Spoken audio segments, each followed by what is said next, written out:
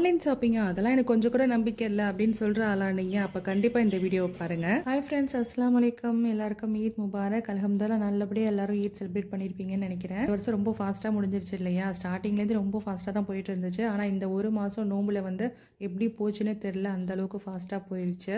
ஈத் அன்னைக்கு முதல் நாள் எப்போவுமே பார்த்தீங்கன்னா நைட்டே எல்லா வேலையுமே முடிச்சு வச்சுருவோம். ஆனால் இந்த வருஷம் ஃபுல்லாக வந்து காலையில் தான் பார்த்தோம். நைட்டு கிச்சனை கூட க்ளீன் பண்ணல, அப்படியே போட்டு படுத்தாச்சு. பரோட்டாக்கு மட்டும் நைட்டே மாவு பிணைஞ்சு வச்சாச்சு. ஒரு 2 மணி நேரமாச்சும் இருந்துச்சு அப்படின்னா தான் பரோட்டா நல்லா சாஃப்டாக இருக்கும் இல்லையா? அதனால் நைட்டே வந்து ரெடி பண்ணி வச்சாச்சு.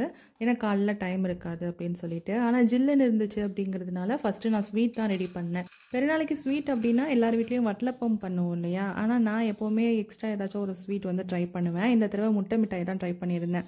40 கிராம் பாதாம் பருப்பு எடுத்து சுடுதண்ணியில் ஊற வச்சுக்கிட்டேன். இவ்வளோ பாதாம் வேண்டாம் அப்படின்னு நினச்சிங்கன்னா 20 கிராம் பாதாம், 20 கிராம் முந்திரி பருப்பு எடுத்துக்கோங்க.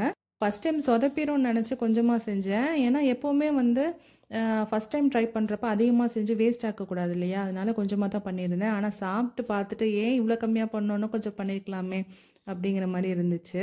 இதுக்கு வந்து ஸ்வீட்லெஸ் கோவா தான் போடுவாங்க. நிறைய யூடியூப்பில் வீடியோ பார்த்தீங்க அப்படின்னா ஸ்வீட்லெஸ் கோவா தான் சேர்த்துருப்பாங்க.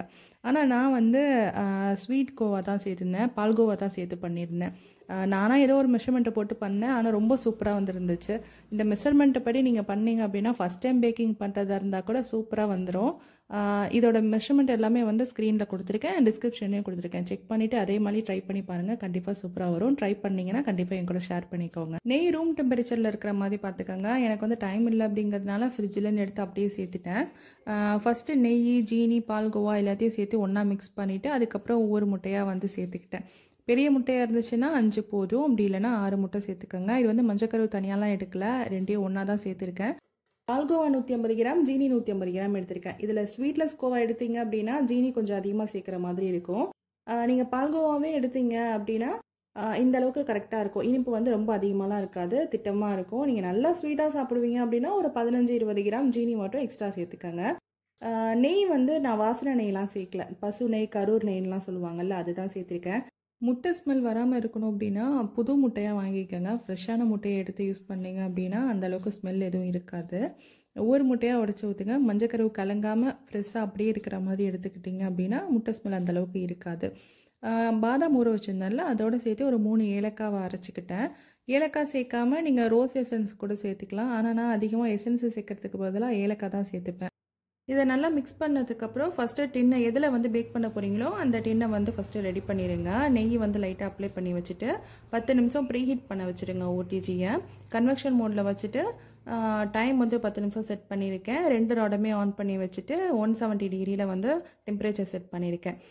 கேஸ் ஸ்டவ்வில் வச்சு இந்த மாதிரி கை விடாமல் கிண்டிகிட்டே இருந்தீங்கன்னா திக்காயிரும். இந்த அளவுக்கு திக்கானதுக்கப்புறம் டின்னில் சேர்த்துட்டு 40 மினிட்ஸ்க்கு வந்து பேக் பண்ணி எடுத்தோம் அப்படின்னா முட்டை மிட்டாய் ரெடி ஆயிரும்.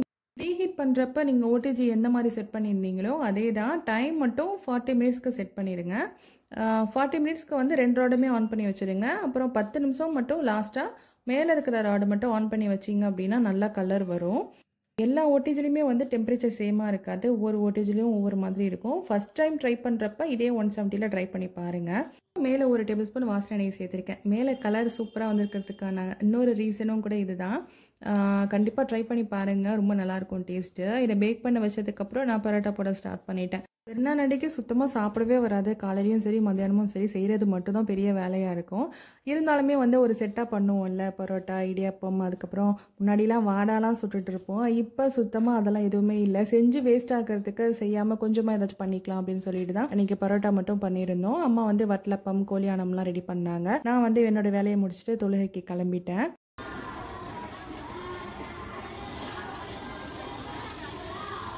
வீடியோ ஸ்டார்டிங்கில் ஆன்லைன் ஷாப்பிங் பற்றி சொல்லியிருந்தேன் இல்லையா? அது என்னோடய எக்ஸ்பீரியன்ஸை தான் ஷேர் பண்ணணும்னு நினச்சேன். எல்லாமே ஆன்லைனில் தான் வாங்கிட்டு இருப்பேன். ஆனால் சில பேர் சொல்லுவாங்க ஆன்லைனில் வாங்கினா சரியில்லை, குவாலிட்டி நல்லா இல்லை, ரிட்டர்ன் அனுப்ப முடியல, இந்த மாதிரிலாம் சொல்லுவாங்க. எனக்கு ஆச்சரியமாக இருக்கும். ஆனால் இந்த தடவை பார்த்தீங்கன்னா ஷர்ட் வந்து ஆர்டர் பண்ணியிருந்தேன். அது வந்து பெருநாள் முதல் நாள் வந்து கரெக்டாக டெலிவரி பண்ணிட்டாங்க. ஆனால் என்னோட மிஸ்டேக் தான், பிக்சர் வந்து கரெக்டாக பார்க்காம ஆர்டர் பண்ணது. சைடில் பார்த்தீங்கன்னா ஃபாண்ட்டெல்லாம் இருந்துச்சு, கிளாத்தெல்லாம் நல்லா இருந்துச்சு. ஆனால் சின்ன பிள்ளைங்கன்னா பிரச்சனை இல்லை, பெரியவங்க அந்த மாதிரி போட முடியாது இல்லையா? அதனால் அதை ரிட்டர்ன் போட்டுட்டு பாபநாசம் போய் ஷர்ட் வாங்கிட்டு வந்துட்டோம். கும்மானம் வரைக்கும்லாம் போக டைம் இருக்காது அப்படின்னு சொல்லிட்டு. எப்போவுமே ஆன்லைன் பொறுத்த வரைக்கும் பிக்சர் ஆகட்டும் இல்லை சைஸ் எல்லாமே வந்து நம்ம தான் கேட்கணும், அவங்க எதுவும் சொல்ல மாட்டாங்க. சும்மா ஃபோட்டோவை மட்டும் பார்த்துட்டு ஆர்டர் பண்ணால் கண்டிப்பாக அந்த மாதிரி கம்ப்ளைண்ட்லாம் இருக்க தான் செய்யும்.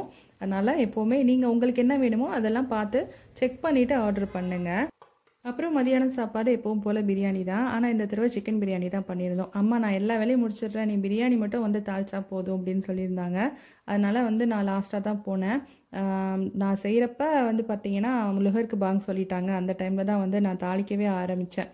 அதனால் ரைஸ் குக்கர்லேயே வச்சிடலாம் அப்படின்னு சொல்லிட்டு கேஸ் ஸ்டவ்வில் வச்சு தாளிச்சிட்டு கறியெலாம் நல்லா வெந்ததுக்கப்புறம் ரைஸ் குக்கரில் வச்சுட்டேன். அப்புறம் சிக்கன்லாம் ஃப்ரை பண்ணிவிட்டு கொஞ்சம் சாப்பாடு வெளியில் எடுக்கிற மாதிரி இருந்துச்சு. என் மாமியாவும் வரல அப்படின்னு சொன்னாங்க. அவங்களுக்குமே வந்து கேரியில் பேக் பண்ணியாச்சு. ஆனால் நான் போகல, எனக்கு ரொம்ப டயர்டாக இருக்கிற மாதிரி இருந்துச்சு. சாப்பாடு கூட செஞ்சிடலாம், ஆனால் அதை எடுத்து வச்சு சாப்பிட்ணுங்கிறப்ப தான் எனக்கு அவ்வளோ அலுப்பாக இருக்கும்.